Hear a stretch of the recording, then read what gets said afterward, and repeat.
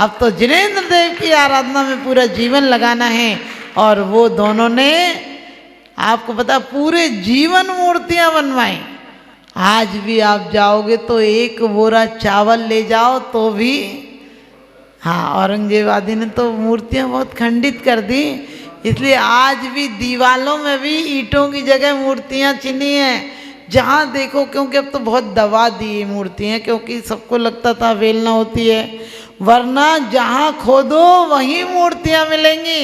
यानी उसने पूरे जीवन काल मूर्तियाँ बनाई, फिर बहुत अच्छी आखिरी में समाधिकरण मरण करके मरे हैं। तो एक ध्यान रखना, वो चाहते तो इस दौलत से परिवार बसा लेते, संतान बसा लेते, लेकिन वो कहते हैं परंपरा, परमात्मा की परंपरा चलाना है।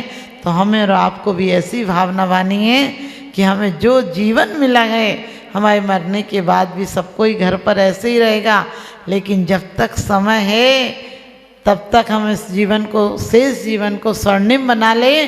क्योंकि कहते हैं जब तक सांस नहीं थक जाए तुम अपना इतिहास बना लो, जब तक आस नहीं थक जाए तुम अपना विश्वास जमा लो। किसे पता है, किसे पता है कफन हमारी आकर के मिट्टी ढक जाए, जब तक श्वास नहीं रुक जाए। प्रभु के प्रति कुछ प्यास जगा लो, प्रभु के प्रति विश्वास जगा लो, और अपने देह को एक दिन विदेह बना दो, यानी सुंदर बना दो। आप सबकी देह भी विगत देह हो जाए, आपकी आत्मा भी परमात्मा हो जाए, यही सही उन्नति है। आप सबको उन्नति प्राप्त हो जिसके आगे कोई राह नहीं होती है।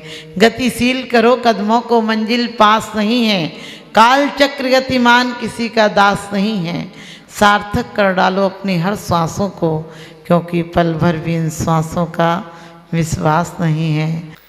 जन्म मरण और जरा रोग से सदा दुखी रहता, द्रव्य क्षेत्र और काल भाव भव परिवर्तन सहता। छेदन वेदन नरक पशु गति बद बंधन सहना, राग उदय से दुख सुर गति में कहाँ सुखी रहना। क्या कहा है? जन्म मरण और जरा रोग से। जन्म का बहुत दुख होता है और जन्म के बाद भी बहुत दुख होता है। जन्म मरण और जरा रोग से, तीनों रोग ऐसे हैं जिनमें एक क्षण को शांति नहीं मिलती है। अब अपना पेट दुख रहा है और बच्चे को भी माँ समझ रही है कि उसके पैर दुख रहे हैं, कोई तकलीफ है, भूख है, प्यास है, अपन कितना भी खिला दो लेकिन उसकी वेदना को कोई नहीं समझ सकता है। और जन्म के पहले 9 महीना, बड़ी अच्छी बात कही है आचार्य ने, कि यदि माँ चलती है तो ऐसे लगता है जैसे उसको किसी ने उल्टा फटक फटक के मारा है। यदि वो कुछ पीसती है, कूटती है, तो लगता है जैसे उसे चक्कर आ रहे हैं। इतनी इतनी वेदना बताइए। यदि कुछ गर्म खाती है तो उसकी देह जल जाती है, तड़फ उठता है। और 1-2 दिन नहीं, 9 महीने। लोग कहते हैं 3 महीने तक तो शरीर ही नहीं बनता। शरीर नहीं बने तो क्या हुआ? पर्याप्ति तो अंतर मुहूर्त में पूरी हो जाती हैं। तो कहा है जन्म मरण और जरा रोग से। मरण की वेदना भी कम नहीं होती है। जब देह से प्राण निकलते हैं तो आपने देखा होगा अधिकांश व्यक्ति तड़पते हैं, लेकिन प्राण जल्दी से निकलते नहीं हैं, बहुत तकलीफ होती है। और इसीलिए क्या आदमी मरण से घबराता है। और कहते जरा रोग से, मरण से बुढ़ापा बुरा है, क्योंकि बुढ़ापे में हाथ पैर काम करते नहीं और तृष्णा दुगनी बढ़ती है। और कहते द्रव्य क्षेत्र और काल भाव भव परिवर्तन सहता। हमने कौन सा द्रव्य पुद्गल का ऐसा है जो हमने धारण नहीं किया? हमने हर प्रदेश पर जन्म लिया है, हर क्षेत्र में जन्म लिया है। निगोद से लेकर हमने कहाँ 16वें स्वर्ग तक, उसके ऊपर गए नहीं आज तक। 9 ग्रीवक तक कभी इतनी अच्छी मुनि अवस्था धारण नहीं की। लोग कहते हैं मिथ्या दृष्टि चले जाते हैं, ऐसी मिथ्या दृष्टि नहीं जाते हैं, मुनि बनने वाले जाते हैं, लेकिन भाव में मिथ्यात्व है। तो कहते हैं हमने आज तक ऐसी पर्यायों को धारण नहीं किया। मैंने एक दिन कहा था आप पर्याय याद करके आना, हमने आज तक कौन कौन पर्यायों को धारण नहीं किया। तो हम लौकांतिक नहीं बने, हम सची नहीं बने, हम माता पिता नहीं बने, हम नारायण प्रति नारायण बलभद्र नहीं बने। यदि वो भी बन जाते तो वो भी निकट भव्य है। हम ऐसी पर्यायों को धारण नहीं किया। फिर क्या किया? काल भाव भव परिवर्तन सहता। हमने प्रत्येक काल में, प्रत्येक काल के प्रत्येक समय में आप देखो हमने इतने जीवन धारण किए हैं हर पर्याय में कि एक निगोद की पर्याय से लेके नरक की पर्याय में यदि 10,000 वर्ष से शुरू होती है तो हमने 10,001, 10,002 ऐसे करके पूरी पर्यायें धारण की हैं, एक दो बार नहीं। और फिर भी और क्या करते हैं? त्रियंच गति में आओ तो छेदन भेदन का दुख, मनुष्य गति में आओ तो चिंताओं का दुख। मनुष्य जितना चिंतित रहता है इतना जानवर भी नहीं रहता है, क्योंकि जानवर की अपनी चिंताएं हैं। चिंताएं क्या मतलब? उन्हें तो सिर्फ बोझ ढोना है या खाने पीने की चिंता है।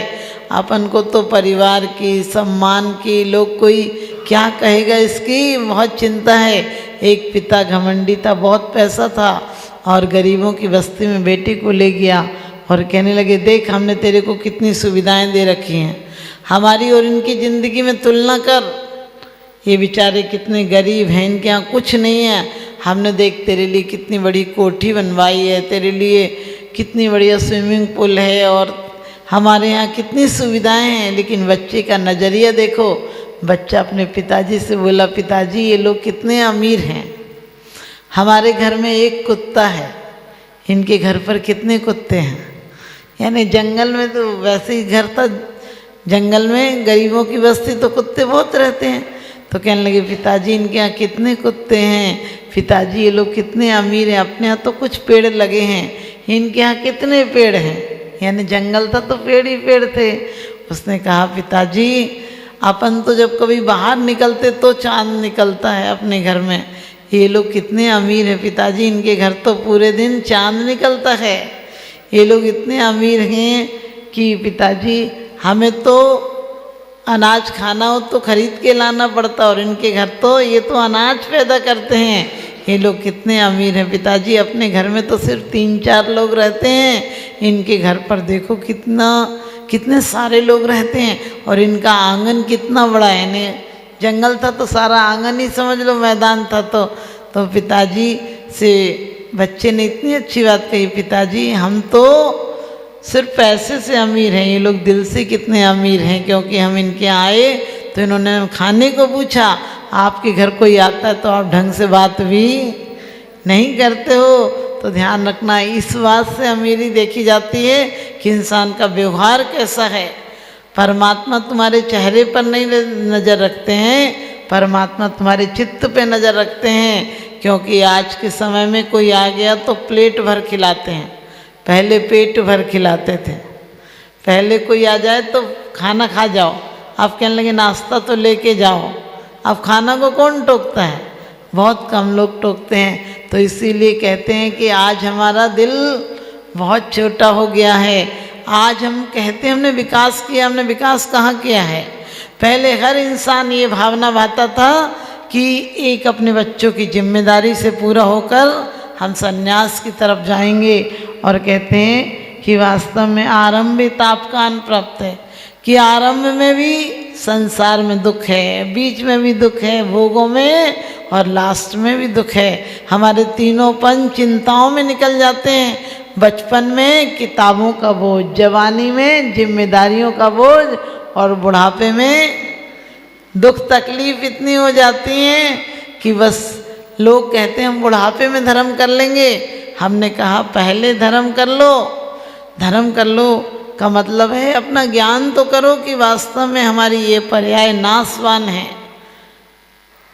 जो लोग भी अपने चित्त से प्रसन्न रहते हैं, प्रसम संवेग अनुकंपा और आस्तिक।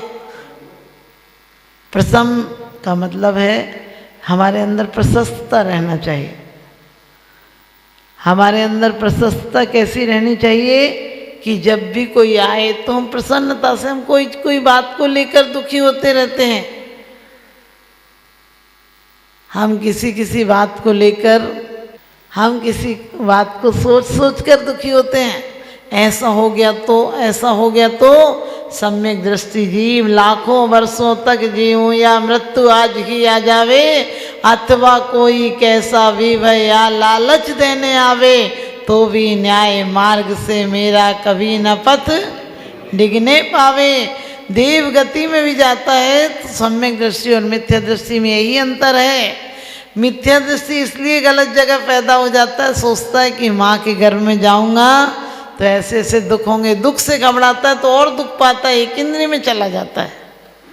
लेकिन सम्यक दृष्टि जीव भी जानता है, उससे तो और अवधि ज्ञान ज़्यादा है, लेकिन वो जान कर भी ये नहीं सोचता है कि मैं माँ के घर में जाऊंगा, वो ये सोचता है कि दुख तो हमने अनादिकाल से भोगे हैं, अब माँ के घर में भले ही जाना पड़े लेकिन अब दोबारा गर्भ धारण गर्भ में ही नहीं जाना पड़ेगा। एक बार जाएंगे तो परमात्मा जैसा स्वरूप प्राप्त करने की हमें शक्ति मिलेगी, क्योंकि देव तो दोनों देव होते हैं, एक भोगों के लिए तरसते तरसते मर जाते हैं मिथ्या दृष्टि जीव, और एक सम्यक दृष्टि भोगों को भी जेल समझते हैं, क्योंकि वो समझते हैं तो कुछ सागर के लिए मिली है कुतवाली दिन 4 वही फिर खुरपा और जाली कुतवाली 4 दिन, ये भोगों को क्या भोगना।